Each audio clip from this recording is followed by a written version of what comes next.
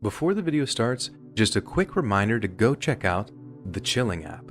If you can't get enough content from me here on this channel, myself and other narrators here on YouTube are providing hours of unique and spine-tingling scary story narrations exclusively over on Chilling. There's new narrations from me added weekly, and there's new professional narrators constantly being added to the list. There's literally hundreds of hours of scary stories to binge on, from monsters, paranormal, thrillers, and true scary stories.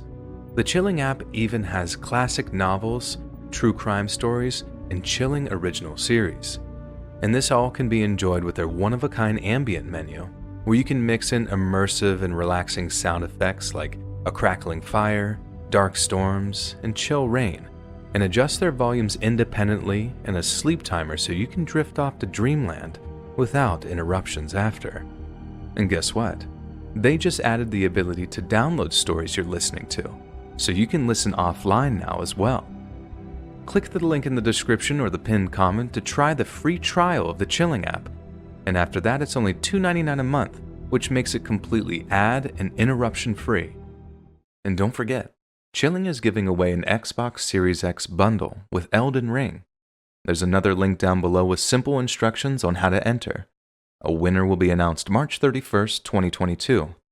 Best of luck, and enjoy the stories.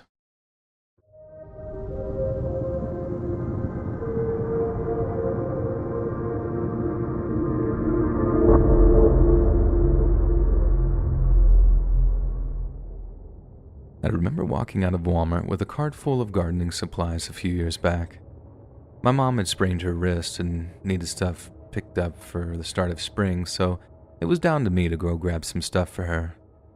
I'm loading the stuff into the trunk of my car when I happen to notice someone walking past me out of the corner of my eye.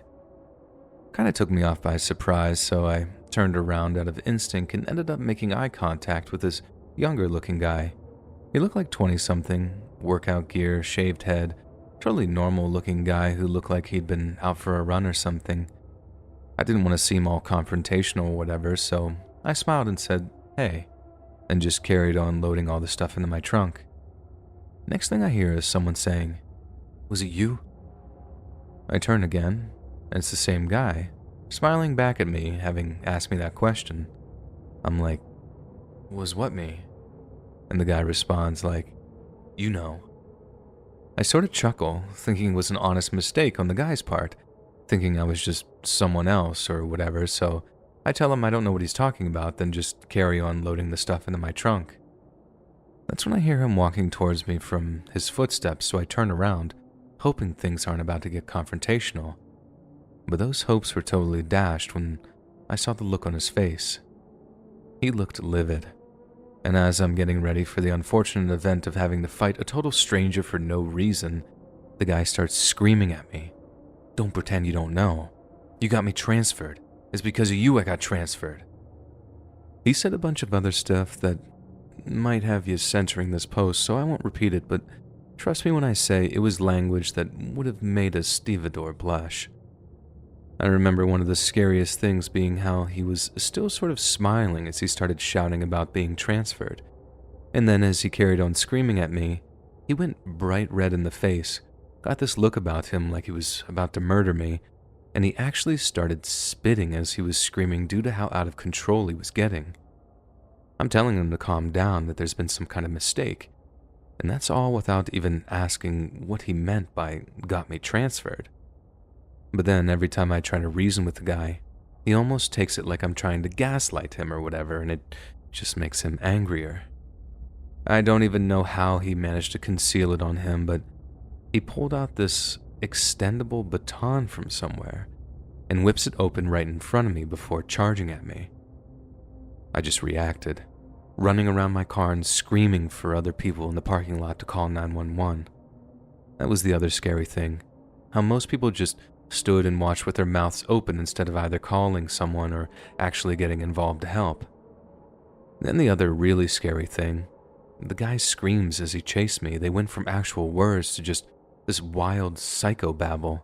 Just stuff that barely made sense and only had an actual understandable word every 3 or 4 screams.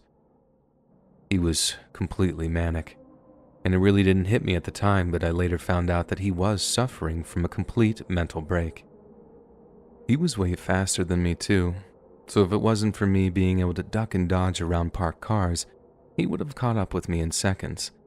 And then because I didn't have anything to defend myself with, just bags of compost and seeds and whatnot, he might have actually been able to bash my head in, and there's not a thing I've been able to do about it too. Eventually, some hero of a security guard from a movie theater of all places, he actually ran over and tried tackling the guy chasing me. But this psycho kid swung at him a few times with his baton, and then the guy was forced to back off and try to tackle him when he had his back turned, which obviously wasn't easy because the kid was in this, Super Saiyan manic state. Every time he got close, the kid just clocked him, turned, and started swinging. But then, that gave me a window to put some more distance between us. The guy might have actually saved my life in that way. Anyway, the cops showed up after what seemed like way too long, but when they tried tasing the guy, it just had absolutely no effect on him. That was the other thing that scared me. I've actually seen a guy getting tased before, it's a long story, and when the wire things hit him, he just seized up and hit the floor like a statue. But this guy, it just had zero effect on him. Maybe it was a broken taser or whatever, but it was still pretty terrifying to see. The cops wouldn't go into too much detail with me, but the kid was known to him as suffering from paranoid schizophrenia, and I went from hating the kid to actually feeling really sorry for him incredibly fast. They'd been getting calls about him for the past 2 days, but he kept on running from the scenes of the calls and getting away before they could actually take him into custody. I don't feel any ill will towards him, and I hope he got the help that he needed. But I'm not kidding when I say he legit could have killed me that day. Easily the scariest thing that's ever happened to me at Walmart.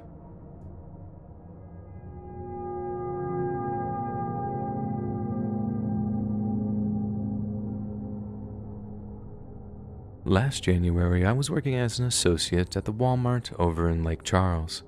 I was working second shift, so that's 1 p.m. to 10 p.m., and it was about 7 p.m. when people started to notice some kind of drama going off in the parking lot. The greeter noticed it first and was actually getting ready to have someone call the cops, but the whole thing seemed to die down, and then, from what I heard, things sort of just chilled out. I asked a coworker if anything juicy had happened, and she said no, but that the drama was between two groups of teenage girls and that one of the groups had walked into the store. They weren't being loud or obnoxious or anything, not at first anyway. They were just walking up and down the aisles talking among themselves, and one of the girls seemed to be making a video of them just hanging out. I remember hearing one of the girls saying something like, "Man, I need my taser back." But I just put that down to them talking smack after almost getting into a fight or something. The other thing I know is that loss prevention was watching them after one of them seemed to take something out of the kitchen utensils section, but they were just keeping their distance and observing until they tried to make an exit for the store. This is actually super relevant to what happened later on too, so keep it in mind.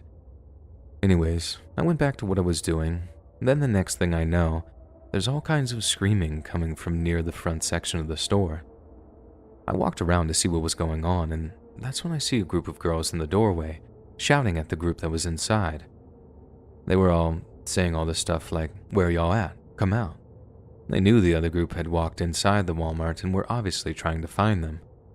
The greeter was trying to get them to calm down or leave, saying they could either stop making a scene or he was going to call the cops, but neither group was paying him any mind. Then, one of the girls in the doorway group starts saying something threatening, and the other is all like, "I'm about to come out as soon as my sister gets here." But the other girl didn't want to wait for that. She just walks inside the store and marches straight over to this girl with dyed blonde hair. I'm like, snap. This is about to go off right here. And honestly, just like that, the two girls start throwing hands at one another in that typical girl fight way, just flailing their hands at one another. Then the girl with blonde hair, she reaches for something in her pants, and although I didn't see it clearly, she swings at the other girl's chest, and it looks a lot like she just punched her. But then as soon as the hit connected, the blonde girl, backed up, then ran off while the other girl just sort of staggered back, then looked down at her chest. I didn't see the blood, not right away, I just heard the screams. What I did see was the girl who had been hit stagger a few steps, then just collapse on the floor. Then, when her friends dropped down and rolled her over, that's when I saw the blood on the floor. The EMTs were called, the girl was taken away in an ambulance, and we were all basically tasked with comforting the girl's friends as they were absolutely all shooken up that they just watched their girl get stabbed. Then, about 9 p.m., because we had to empty the store out so the cops could do their thing, I was told I could finish early so I could go home and try and get the whole thing out of my head. But then, like a half hour after I walked through the front door of my parents' place, I get an Instagram DM from one of the younger coworkers that I was tight with. They asked something like, "You were working second shift tonight, right?" And I respond, "Yeah, some messed up stuff happened." Then the next thing they send me is this long link that had Facebook in there somewhere. I figured it'd just be a sharing of a news story about the whole stabbing thing, but when I opened up the link, it opens up one of those Facebook Live videos, and instantly I knew what I was watching. I knew what I was watching because, 1, I recognized one of the girls from the stabbing at work, and 2, they're saying things like, "That was too much," and "If she killed her, she killed her," and then like shrugging it off as if though it was her fault for coming at them and her friend was just defending herself. And then it got way worse. They were literally bragging how they killed someone, and they knew they killed someone too. I mean, I just thought the girl would be taken to the ER or something, but they knew she'd stabbed her in the heart because she aimed to stab her in the heart. We didn't find out until the next day that the girl who got stabbed had died on the way to the hospital. The most effed up thing though, none of those girls looked older than my little sister, who was a high school freshman at the time. Some of them barely looked like they'd gone through puberty yet. I mean, these were literally kids, literally effing children, and they just killed somebody and were proud of it. I think maybe it was just that they were trying to hide how scared they were, or trying to establish the whole self-defense thing before the cops came looking for them. But my God, seeing that kind of savagery coming out of a kid made my heart break for humanity a little. Those girls had ruined their lives with one little fight, and even worse, they'd literally ended another girl's. Taken her away from her family, friends, all she had going for her in life, all because of one stupid fight.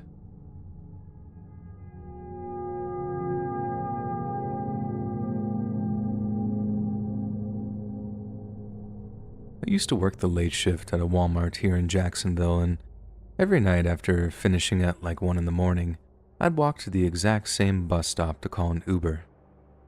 Now, this whole story would never have happened if my dumb self didn't just get picked up from work.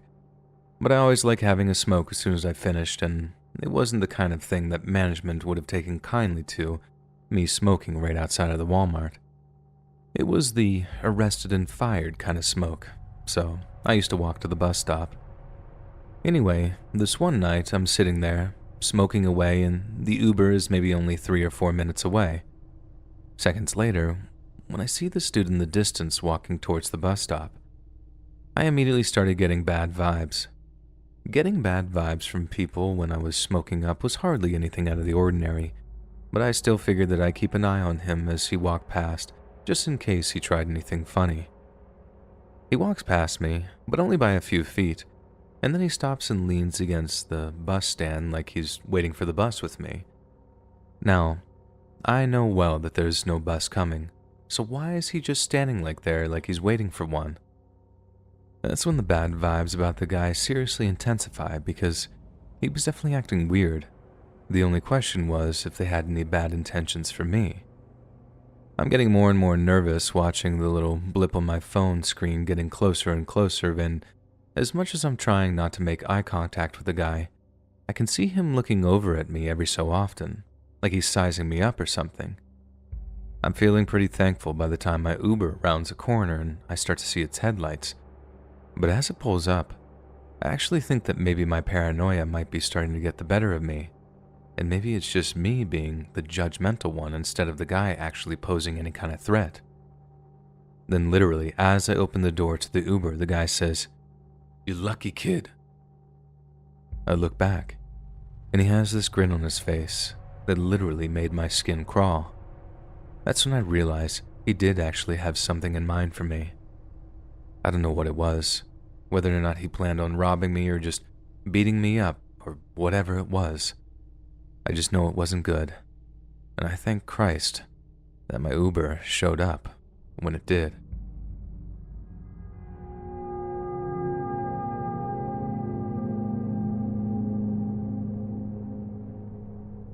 When I was in my early 20s, I used to work at one of the Walmarts here in Topeka, Kansas. It's the one north of the river for anyone interested, and for the most part, it was the most boring, soul-crushing job I had ever worked in my life. Working with the public sucks hard, and as much as you can meet some super nice people on the job, the worst of the worst manage to spoil the entire experience somehow. Most of the worst people are just annoying, making insane complaints about stuff we have no control over. But every so often, someone or some group of people did something that genuinely makes you question whether humans even deserve to exist. Like when someone decided to edit one of the children's books. So, I'm walking down one of the aisles one day when some lady marches up to me like, "Excuse me, young man, but I want to speak to the manager of this place right now." This is way before the whole Karen thing, but this woman definitely seemed like a Karen. I mean, who complains about something in a kid's book? If you don't like it, don't buy it, right? That was my thought process at the time, but honestly, I was really wrong to assume that about her, because she had every right to be angry and disgusted about what she was about to show us, and I actually feel really guilty admitting that right now. Anyway, I knew our store manager was in his office, so being the nice guy that I am, I invited her to follow me to where the staff area was, then wait for him to grab Tim, the manager that was on duty that day. I walk into Tim's office and say, "Hey yo, Tim, some lady's about to blow a gasket over a kid's book." Tim rolls his eyes, sighs, then follows me onto the shop floor to talk to her. It was kind of funny to see him go from, "Screw this lady," to, "Good afternoon, ma'am, how may I be of assistance today?" With this really sunny smile on his face. And I swear, people who work with the public like that could outact Hollywood actors sometimes. Anyway, the lady thrusts the kid's book at him and then starts yapping about how we should be ashamed that stuff like that book was out on the shelves. He takes the book off of her, opens it up, and is clearly about to ask what the problem is, when all of a sudden, I watch his eyes go all wide as his mouth just drops open. He slams the book shut, turns to me and says something like, "Robbie, go check every single kid's book that's on the shelves. Take everything that's been defaced and just put them on the office desk." I remember thinking like, defaced? What do you mean defaced? But I didn't say anything out loud. I just did as he asked, walked back to where the kids' books were, then started flicking through them to see what the deal was. That's when I saw that same sick-in-the-head idiot had not only defaced the kids' book, but they'd done it in the most obscene ways imaginable. It wasn't just that they'd drawn huge, well, let's say, extras on the groin areas of some of the characters, like those were just dumb and gross. It was the characters they'd drawn X's on the eyes of, with captions like, "I'm dead, and your mom and dad are gonna be dead soon too." Then there was this one picture that had like a dad and young daughter playing on a swing set. He was pushing her, and she was all happy, smiling, saying, "Hiya, Daddy." I don't even want to repeat what they changed the speech bubbles to. It genuinely was sickening, the kind of stuff that they had written in there, stuff that honestly doesn't bear repeating. Like, think of the worst possible thing a dad could say to his little girl, then times it by 100, and I remember wondering how seriously messed up a person has to be to even think of stuff like that in the first place. Whoever had done it, they hadn't just done it to one book either. It was every single one on the top of each stack, and they'd even slip some into the backs of the display units too, like they wanted to slip a few in there that we might have missed and still sell or something. All the violent death stuff was one thing, but It was the X-rated stuff that made me feel actually sick as I flicked through the books to make sure all the defaced ones had been removed. Once all that was done and Tim had given the offended lady some coupons as a way of an apology, he went about checking all the security camera footage to find the person or people responsible. That's how we found out something seriously shocking. It wasn't just some messed up customer that was doing it. It was one of our own associates that was editing the books with all that evil stuff. I'm not sure how they run things these days, but back when I was working there at the North Topeka Walmart, we had our own dedicated cleaning team that would clean the place down before opening hours. They'd come into work for a few hours before anyone else was there and get all the cleaning done before the rest of the team showed up. That's how they had a chance to be alone with the kids' books like that, and when no one was watching them. No one except the cameras, of course. And they would grab a pen from the office supplies section, then head over to the kids' book to deface them in that evil, messed up way. I know they got fired as a result, and I think the legal department tried to sue them for the stock loss or something, but the whole process was really long and drawn out, and whenever I asked Tim about it, he just told me that upper management hadn't updated him on anything.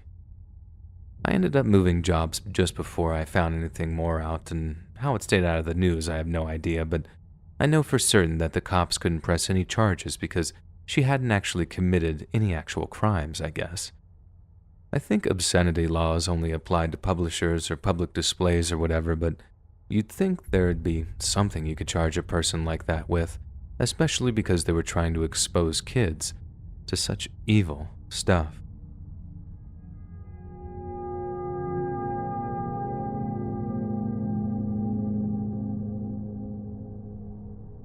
Quite some time ago, my wife passed away from a brain aneurysm.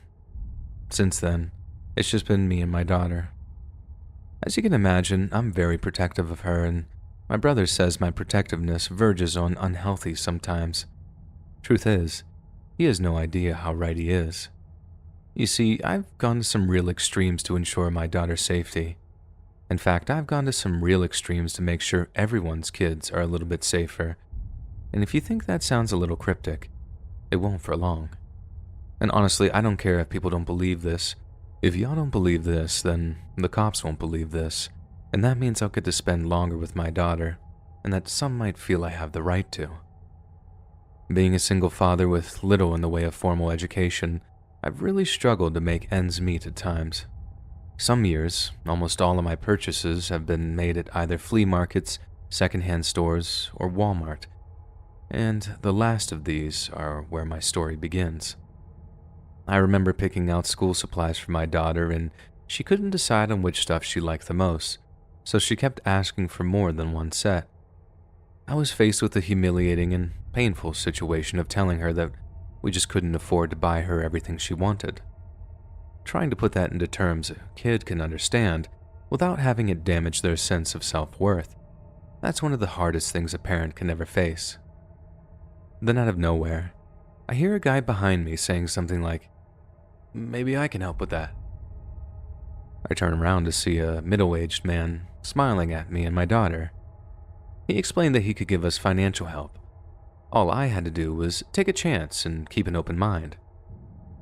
I'm checking for someone recording us on their phone in case it was one of those social media charity things where they're expecting me to break down in tears and hug the guy for offering to buy our groceries or whatever. But we were the only people in the aisle, and unless someone happened to be recording from some hidden vantage point, it seemed like we were totally alone.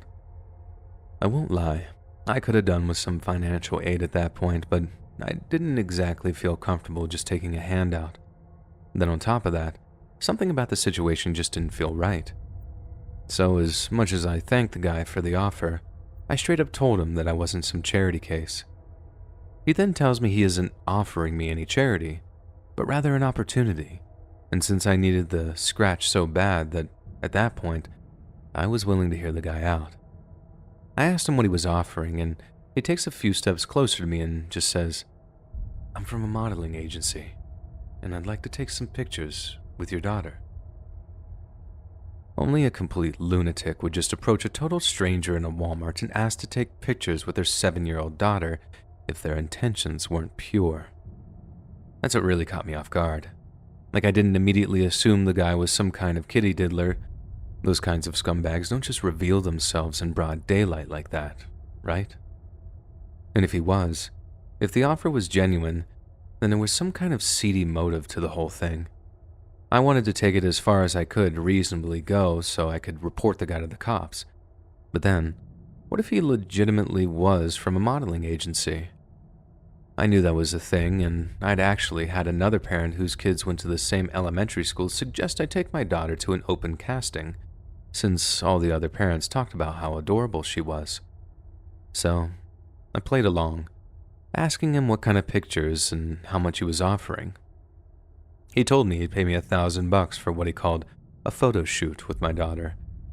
But then again, if I wanted to get paid, I'd have to keep an open mind about the nature of the shoots. I press him on what he means by open mind, and he starts in on how they'd be artistic but tasteful. I think that's what swung it. I've only heard terms like artistic but tasteful used in reference to a very particular kind of modeling, and it was mostly, certainly, not any kind I wanted my kid to be a part of. I think it took every shred of mental composure to keep my skin from visibly crawling, but I put on my best appreciation face and nodded, then asked him for his cell number so I could inform him of when we'd be free. That's when he insists on taking my number instead, presumably so I couldn't just go straight to the cops with it just in case I was, well, doing exactly what I was planning on doing. Again, that pretty much sealed it in my mind. If the guy was legit, if he had nothing to hide, why not give me a card, or just be cool with giving me his number? Once we parted ways, I felt disgusting for even faking any kind of enthusiasm. I know the guy just thought I was a dolt, and that he could just manipulate me based on a dire financial situation. But even so, I was actually kind of disgusted with myself for just not strangling the guy as soon as I worked out what his game was. I never figured myself as any kind of vigilante or amateur detective, but once the idea of getting the guy caught and arrested had entered my mind, there was just no shaking it. And that's how I ended up hatching a plan. I'd meet up with the guy, earn his trust, get a name, maybe even a full name, a photo or his cell, along with any kind of location the guy hung out at, and then I'd just pass all the information on to the cops in the hopes that they'd be able to get the guy in cuffs. The worst case scenario, the guy was just a socially awkward freelance photographer. Best case scenario, I'd be helping to get a predator off the streets. I'd be doing the local community a huge favor. Heck, I'd be doing the whole world a favor. A child's innocence is something that is beyond sacred, and anyone who dare take that away from them, they belong in a cage for decades or more. Once I was set on my little plan, I remember sitting at my kitchen table practically staring at my phone for the entire evening. He didn't tell me exactly when he'd call, just that he would call, and that it'd be sometime later on that day. I got 2 unrelated calls that evening, and I either cleared the line when it was someone already in my contacts, or just hung up immediately when it was some cold-calling numbskull wanting to know if I was happy with the internet service.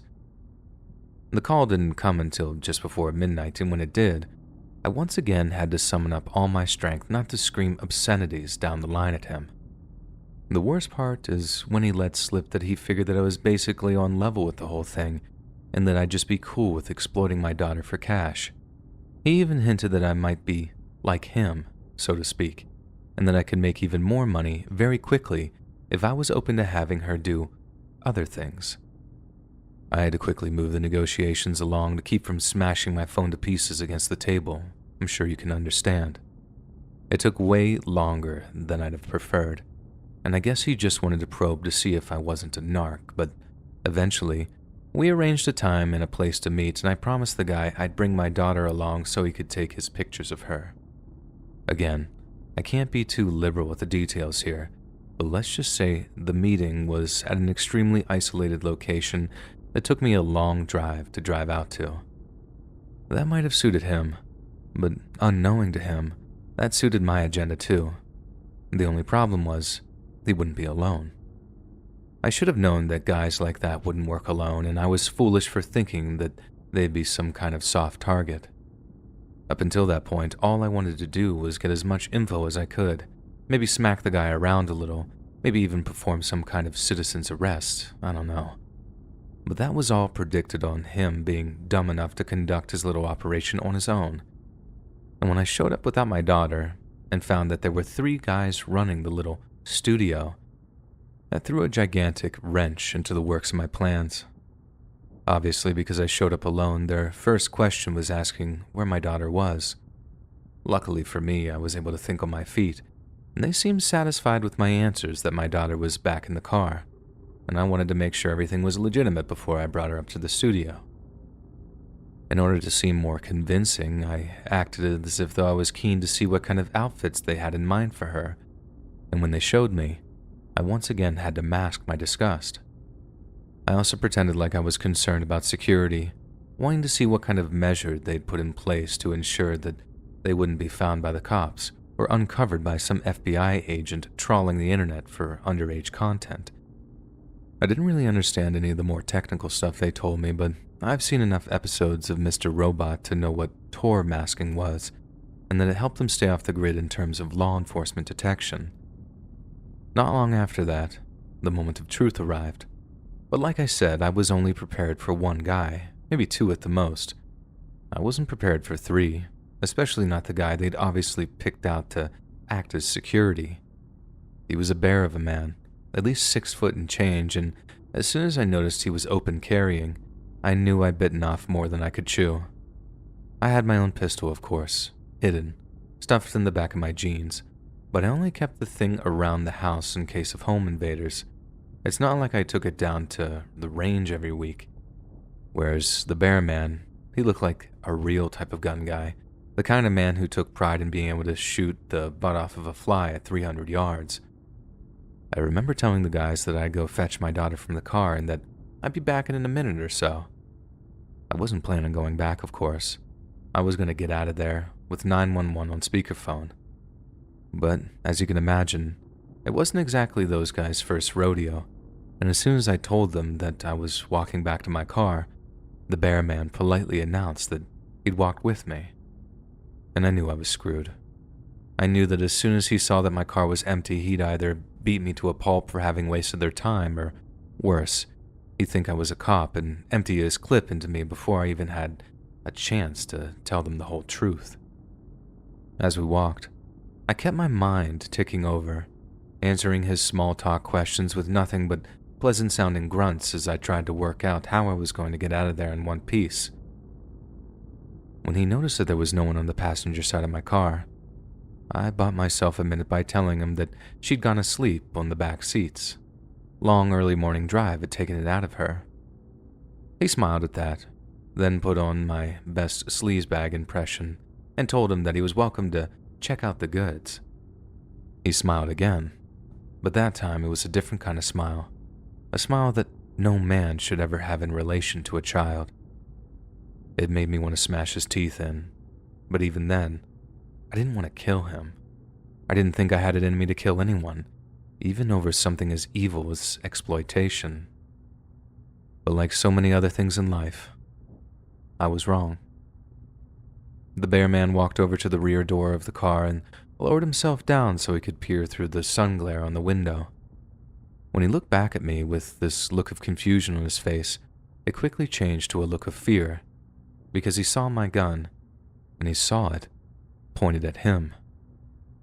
I told him to take his gun from his hip and toss it over to me, which he did, and as scared as he looked, he somehow managed to look 100 times as fearful when he asked me if I was a cop, and I said no. He then asked if I was going to kill him, and again I said no. But in that moment, I also realized that I hadn't brought anything along to restrain the guy. I also wasn't dumb enough to think that I'd be able to tie the guy up with nothing but the rags of his shirt or whatever, not without him being able to rip his way out of it or overpower me in the process. I guess what I did next is the result of watching too many movies, but I figured I'd just be able to knock the guy out by hitting him around the head with the butt of my pistol. I walked towards him slowly, made like I was reaching for some handcuffs or something, and then just hit him on the side of the face as hard and as fast as I could. On TV, the hero just hits the bad guy in the face and then he falls down and just doesn't get up until it's convenient for the plotline. But that's not what happens in real life. That's not what happened to me either. Because when I hit the guy, he did hit the ground, but he didn't stop moving. He laid there, groaning, cradling his head in his hands, but he didn't just lay still like I figured he would. So I hit him again, harder that time, just behind his ear. I remember seeing a trickle of blood leaking out of his ear as he started violently shaking. And then it hit me.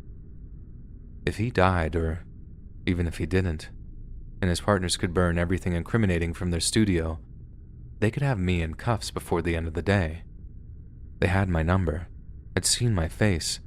They probably had pictures of me if they had security cameras installed in their studio. I'm not saying I was certain that these scumbags were about to pretend like they were law-abiding citizens, but I knew I'd put myself in a difficult position. And even if they didn't go down that route, if the guy woke up and I was still working his buddies over at the studio, it could be game over for me. Like I said, I was never planning on killing anyone, but things just sort of escalated. I rolled the guy over, still in mid-seizure, and knowing that his partners would hear if I shot him, I stood on his throat and leaned into my step until he stopped moving. Then, once I was sure that he was done for, I couldn't let the rest of them live, and that was a risk I just wasn't willing to take. With their security gone, the rest of the task was much simpler. As soon as I knocked on the big iron door and the little latch slid back, I just told the second guy that Bearman was making sure my daughter was ready, and he let me back inside. Guy was dumb enough to keep his back to me on the walk up to the studio, and as soon as I had my eye on the smiling man from Walmart, I put my gun up again, aimed it at the back of the second guy's head, and then pulled the trigger. Walmart guy just about soiled himself, and was begging me not to kill him by the time I had the gun trained on him. I asked him where the duct tape was, or the riot cuffs, or where they used to restrain the kids if they tried to escape, or for when they wanted to do other things to them. And lo and behold, they had a drawer full of the stuff. And when I told the guy his only chance at saving his life was binding his own ankles, he complied. I made him get started on his wrists too, then approached slowly and gave the duct tape a few loops around his hands too. I tried to make him talk me through how to delete everything they'd had uploaded on their servers, but unfortunately, I'd already killed the guy who knew all the technical computer stuff. The best I could do was pile up all their computer stuff in the center of the room, head out to my car to grab a gas can of emergency gas from the trunk, and set it all on fire. But not before I attempted to extract every piece of information I could from the guy about where he was uploading to, contacts he might have, everything that might help shut down whatever network he was a part of. He talked for exactly 47 minutes, and I know that because I put my phone down in front of him and recorded everything he had to say to me. And when he was done, I put a bullet in his head, and then one in his heart to make sure he was dead. Then before I left, like I already said, I doused all their computer equipment with gas and set the whole place on fire. And then I went back home, showered, and called my sister to see if my daughter was okay staying over another night at her place. The studio was so remote that I don't think anyone even noticed the fire. I certainly didn't see anything in the news about it, let alone the mess I'd left back there. And I like to say that the only real anxiety or worry I felt was the possibility of some kind of brush or forest fire, but honestly, that's not the case. I hear a lot of people saying things like, I could hang a predator and sleep like a baby that same night. And maybe for them that's true, but not for me. No matter how exhausted I was, no matter how much I drank, I kept seeing a looping reel of 3 different things. The first was how the bear man went into a seizure when I hit him the second time. The second was how the contents of the second guy's skull just sprayed out of his face when I shot him from behind. And the third was how the Walmart guy literally squealed as he begged me not to shoot him when he was done spilling his guts out about all the people he'd worked with. I was left in this limbo of not regretting what I'd done, but also being haunted by it, and wishing it never happened. Wishing it never had to happen either. I could have gotten everything I needed from just one guy, without having to kill anyone. I mean, I doubt they would have gone on to turn their lives around or anything, and I know the world is a better place without them, but I just wish it wasn't me that had to do a job of removing them. I ended up writing down almost everything the Walmart guy said to me, and I figured out a way to anonymously tip off the cops about it. 2 years later, I read a news story that described how Interpol had worked on something called Operation Black Wrist, a worldwide operation that led to the arrest of abusers in America, Australia, and Thailand. I also read how it all started with an anonymous tip from somewhere in the US. I know some of you might say that I can't be certain, but I know, in my heart of hearts, that the tip was mine. And as much as I know that what I did that day was a sin, I feel like the people it helped put away, and the closure that some of the victims might have gotten, mean that in the grand scheme of things, my actions and reactions kind of balance each other out. But still, I now live with the fact that I'm a triple murderer, and it's without a doubt my deepest, darkest secret. My daughter's in her teens now, and people see me as some kind of exemplary father figure, a gentle soul who couldn't even hurt a fly.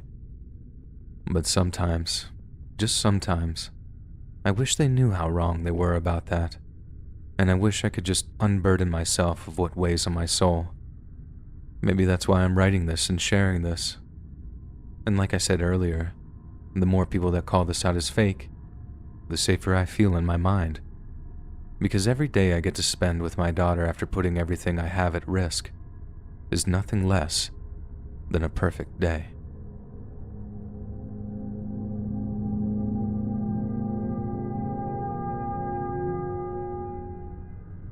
We're going back maybe 20 years for this story, back when cell phones were Nokia bricks and Google Maps didn't exist. My mom used to take me with her to Walmart most trips since she didn't want to leave me home alone.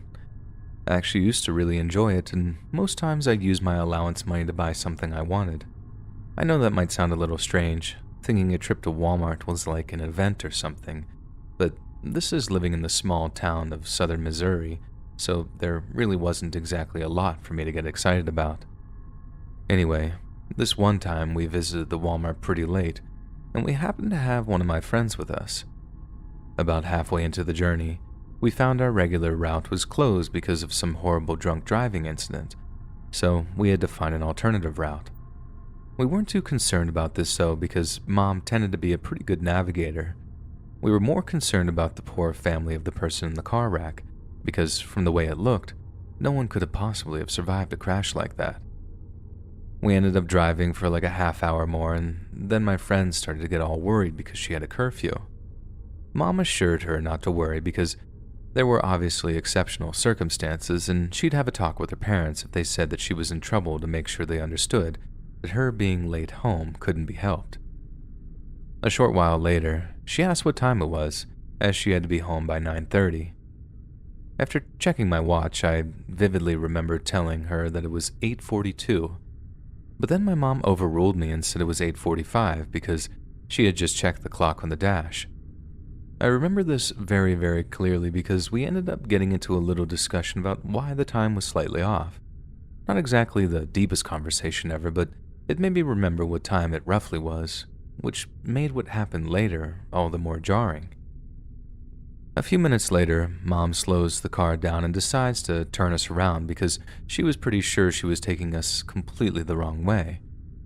She pulls into the side of the road, and I remember seeing this big metal arch with the name of some cemetery on it, something like St. Paul's or St. Jude's or something like that. Then, out of nowhere, the car just completely shut off. Engine went out, the dash lights are gone, the whole battery had just burned out in like a second. Mom tried starting the car a few times, but nothing turned. No stuttering engine, nothing. So with a sigh, she got out a pack of cigarettes from her purse and put one between her lips, obviously because she was stressing out and needed a minute to mentally regroup or whatever. Then right as she flicked her lighter, something flashed in the car, way brighter than the spark her lighter should have made. It made my head hurt, and Mom actually let out an audible little chirp as we all started to complain that we had headaches. It all took place in like a fraction of a second, and as weird as it was, we didn't think too much of it because it was all over in a short space of time. Mom then lit up her cigarette and tried the car's engine again, and that time it worked, so we started to drive off and get back on the road. My head was still kind of aching, and my friend was actually rubbing her eyes and complaining about it, so I know it wasn't just me that experienced those weird symptoms. Then a few seconds later, Mom put the brakes on real sharp and was like, "What?" We then asked what the problem was, if she'd seen something or whatever, and she just pointed to the clock on the dash. It only felt like a few minutes since it said 8:45, but when she pointed, the clock clearly said 11:33. At first, I figured that the time changed because the car's battery had suddenly died or whatever, but then I looked at my watch and saw that it read 11:30. Still just 3 minutes apart, only somehow we'd lost like 3 hours. We kept talking it over and assumed that we were just being paranoid, but when we got home, which was about 45 minutes from the Walmart, it really was well after 11 p.m. We went from feeling kind of confused about the whole thing to legitimately terrified, because we had no way of explaining how we'd lost that time. To this day, neither me, my mom, or my friend have ever been able to logically explain what had happened that night. Everybody we've ever told about it just assumes that it's a made-up story, and even when we confirm it all happened to us, and we all experience the same thing, they just think we experienced some kind of shared mania or something. We're not like traumatized by it or anything, and I mean, what choice did we have other than just to go on with our lives? No one was physically hurt by it or anything, and there must be a reasonable, rational explanation for what happened. But every so often I hear about or read about other people experiencing that same sort of time loss, and I wonder if we experienced the same exact phenomenon. Some people have suggested we were the victims of some kind of noxious swamp gas, and that the flash was igniting and emitting fumes that made us all pass out and kind of forget what actually happened. But I still have no idea, and if anyone has any suggestions that might explain what happened to us, I'd appreciate a DM or comment on this post to let me know. Like I said, it's not something that's given me nightmares or that affects me these days, but still, it's definitely the single most freaky thing that's ever happened to me in my life. Hey friends, thanks for listening. Click that notification bell to be alerted of all future narrations. I release every Monday, Wednesday, and Friday at 7 p.m. Eastern Standard Time. If you got a story, be sure to submit them to my subreddit, r/Let'sReadOfficial, and maybe even hear your story featured on the next video. And if you want to support me even more, grab early access to all future narrations and bonus content over on Patreon, or click that big join button to hear about all the extra perks offered for the channel. And check out the Let's Read podcast, where you can hear all of these stories in big compilations and save huge on data, located anywhere you listen to podcasts. Links in the description below. Thanks so much, friends. And who up? Playing with Day Worm.